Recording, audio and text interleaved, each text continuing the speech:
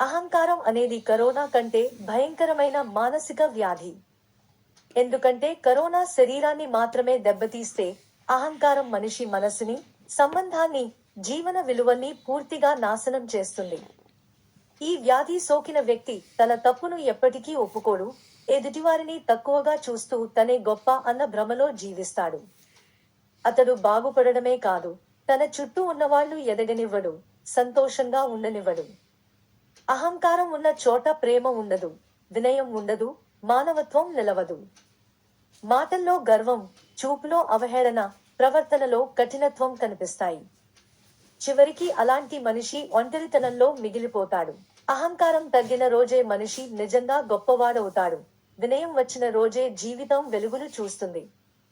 గర్వాన్ని కాదు, గుణాన్ని పెంచుకున్నవాడే నిజమైన విజేత.